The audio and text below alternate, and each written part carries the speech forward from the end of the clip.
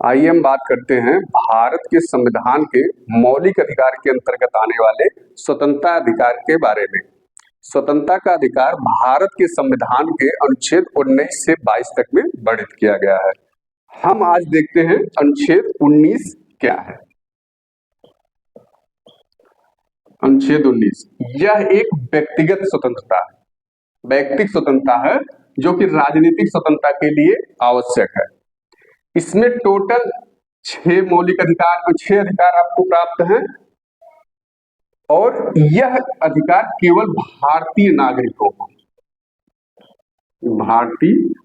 नागरिकों को प्राप्त है और इसके विरुद्ध ये राज्य के विरुद्ध उपलब्ध है। इसके बाद इस अनुच्छेद का इस स्वतंत्रता के अधिकार का 2 विदेशी संविधानों से प्रेरणा मिलती है। पहला है आयरलैंड का संविधान 1937, दूसरा है डेंजिंग स्वतंत्र नगर का संविधान 1922। ये 2 ऐसे स्रोत है जिससे अनुच्छेद 19 प्रभावित है। इसके बाद हम अनुच्छेद 19 को मुख्यतः 2 भागों में विभाजित कर सकते हैं। पहला भाग है अनुच्छेद 19 1A। अनुच्छेद 19 1 से लेके F तक। दूसरा है अनुच्छेद 19 2 से 6 तक। पहले भाग में अनुच्छेद 19 के तहत जो भारतीय नागरिकों को मिले हुए स्वतंत्रता के अधिकार हैं उसका वर्णन है और द्वितीय में इन अधिकारों पर जो प्रतिबंध लगाए गए हैं तो किन आधारों पर ऐसे अधिकारों को परिसीमित किया जा सकता है उसका वर्णन है। अब देखते हैं अनुच्छेद 19 1 के ए में क्या है।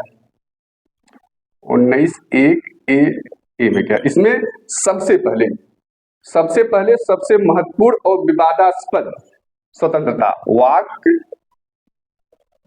एवं अभिव्यक्ति की स्वतंत्रता,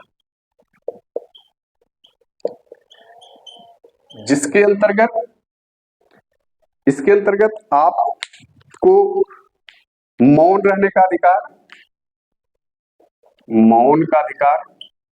राष्ट्रीय ध्वज फहराने का अधिकार, इसके बाद फोन टैपिंग के विरुद्ध अधिकार, नोटा का अधिकार और सूचना का अधिकार, ऐसे विभिन्न प्रकार के अधिकार विभिन्न वादों के माध्यम से इसमें विस्तारित होते रहे हैं। अब देखते हैं कि समय समय पर ये अधिकार जो आपको वाक एवं अभिव्यक्ति की स्वतंत्रता के मिले गए हैं ये पूर्णतः निरपेक्ष नहीं है, यानी इस पे कुछ शर्तों के अधीन है, इस पे कुछ युक्ति पर प्रतिबंध लगा दिया जाता है। अनुच्छेद 19 2 के तहत जो कि मूल संविधान में नहीं था, यह प्रथम संविधान संशोधन 1951 द्वारा इसको संविधान में जोड़ा गया। इस अनुच्छेद के माध्यम से इस वाली वाक एवं अभिव्यक्ति की स्वतंत्रता पर कुछ प्रतिबंध लगाए गए हैं, जिसमें कुल 8 प्रकार के हैं। प्रथम है राष्ट्र की एकता एवं संप्रभुता के आधार पर वाक एवं अभिव्यक्ति की स्वतंत्रता पर प्रतिबंध लगाया जा सकता है। राज्य की सुरक्षा, लोकाचार यानी शिष्टाचार, इसके बाद विदेशी राज्यों के साथ मैत्रीपूर्ण संबंध, अपराध उद्दीपन, मान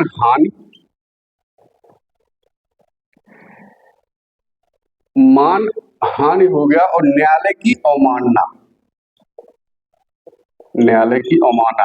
इन आधारों पर वाक एवं अभिव्यक्ति की स्वतंत्रता पर प्रतिबंध लगाया जा सकता है। इसके बाद हम देखते हैं अनुच्छेद 19 का, अनुच्छेद 19 के 1 का बी, जिसमें शांतिपूर्ण व निरायुध सम्मेलन की स्वतंत्रता की बात की गई है। शांतिपूर्ण एवं निरायुध सम्मेलन की स्वतंत्रता। यह सम्मेलन शांतिपूर्ण, यानी आप अपना कोई भी सभा या सम्मेलन करेंगे तो वह शांतिपूर्ण होना चाहिए और निरायुध यानी बिना हथियारों के होना चाहिए। इस पे जो प्रतिबंध है, वह युक्त की जो प्रतिबंध है वह अनुच्छेद 19(3) में है, जिसमें पहला है कि यह जिसमें पहला प्रतिबंध है भारत की प्रभुता, एकता व अखंड, माने भारत की प्रभुता व अखंडता, प्रभुता व अखंडता या फिर लोक व्यवस्था यानी पब्लिक ऑर्डर बिगड़े ना इससे, इस आधार पे शांतिपूर्ण एवं निरायुध सम्मेलन पे जो है प्रतिबंध आरोपित किए जा सकते हैं। और इसके बाद देखते हैं अनुच्छेद 19(1) का सी, जिसमें संगठन या संघ बनाने की, अनुच्छेद 19 का सी, संगठन, संगम, संगठन या संघ बनाने की स्वतंत्रता जो है, संगठन, संगम, संघ बनाने की स्वतंत्रता अथवा सहकारी समितियों से संबंधित स्वतंत्रता, जिसको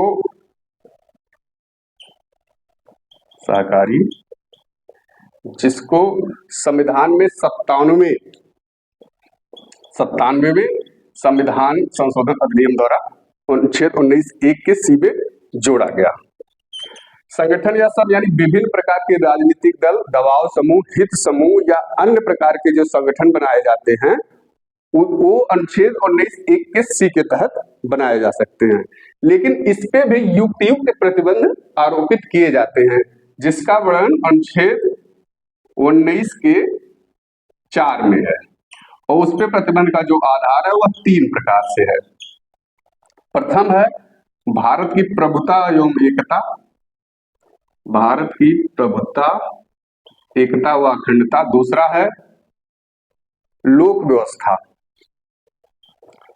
पब्लिक व्यवस्था ऑर्डर, इससे बिगड़ना नहीं चाहिए। और तीसरा है सदाचार। इन 3 आधारों पर प्रतिबंध आरोपित किए जा सकते हैं। अब देखते हैं हम अनुच्छेद 19(1) के डी बारे में, जो कि स्वतंत्रता का चौथा भाग है, अनुच्छेद 19 का डी, जिसमें है भारत के राज्य क्षेत्र के अंतर्गत, भारत के राज्य क्षेत्र के अंतर्गत अबाध संचरण की स्वतंत्रता, अबाध संचरण की स्वतंत्रता। इसका यह मतलब हुआ कि कोई भी भारत का नागरिक एक राज्य से दूसरे राज्य में और एक राज्य के क्षेत्र से दूसरे क्षेत्र के तहत बिना किसी प्रतिबंध या शर्तों के घूम सकता है। लेकिन इस पे भी 2 प्रकार का प्रतिबंध है। उसमें क्या है, अनुच्छेद 19 का 5, इसमें जो है अबाध संचरण की स्वतंत्रता को 2 आधारों पर परिसीमित किया जा सकता है। एक है सार्वजनिक हित यानी सामान्य जनता के हित में, और दूसरा है एसटी यानी अनुसूचित जनजाति के हित में। क्योंकि अगर अबाध निर्बाध संचरण की स्वतंत्रता दे दी गई तो उससे अनुसूचित जनजाति के क्षेत्रों यानी उनकी भाषा, लिपि, संस्कृत इत्यादि पर नकारात्मक प्रभाव पड़ता है। इस आधार पे आपके अबाध संचरण की स्वतंत्रता को प्रतिबंधित किया जा सकता है। इसी क्रम में हम देखते हैं अनुच्छेद 19(1) के ई के बारे में। अनुच्छेद 19 का 1 ई, जो कि भारत जो कि भारत के राज्य क्षेत्र में बस जाने या निवास करने की स्वतंत्रता देता है। भारत के राज्य क्षेत्र में बस जाने या निवास की स्वतंत्रता की बात करता है।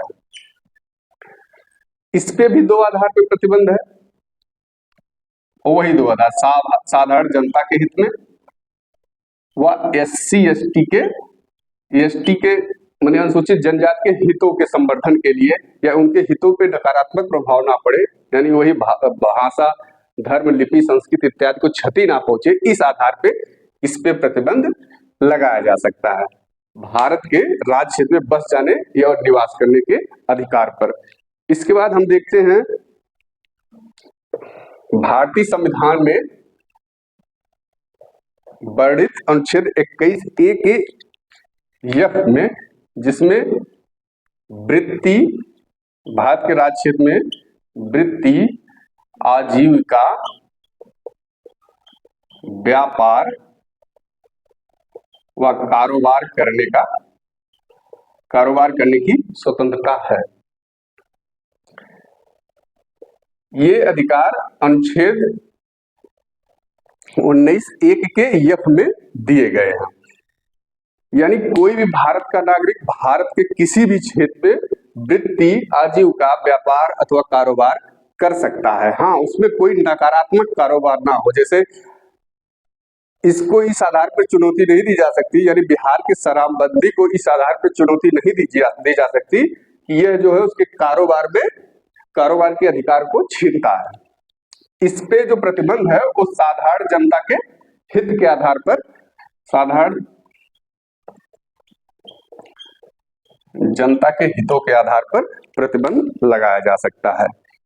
इस यानी अनुच्छेद 19(1) से अनुच्छेद 19(1) का A से F तक जो अधिकार, यानी कुल जो 6 मूल अधिकार आपको मिले हुए हैं, उस अधिकारों पर अनुच्छेद 19(2) से 6 तक पे कुछ युक्त प्रतिबंध लगाए गए हैं। इसके तहत जब मूल संविधान लागू हुआ था उस समय एक और अधिकार आपको प्राप्त था, वह था संपत्ति का अधिकार।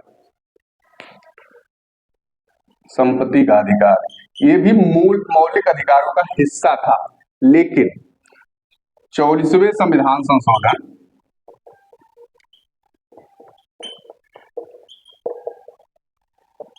1978 द्वारा इसको मौलिक अधिकार से निकालकर विधिक अधिकार बना दिया गया। यानी इसको अनुच्छेद 300A में अनुच्छेद 300A जोड़ के इसको विधिक अधिकार बना दिया गया। ये हमारे संविधान के स्वतंत्रता के अधिकार के अंतर्गत अनुच्छेद 19 के तहत मिले स्वतंत्रता के अधिकार और उस पे कुछ युक्त प्रतिबंधों के बारे में संक्षेप जानकारी थी।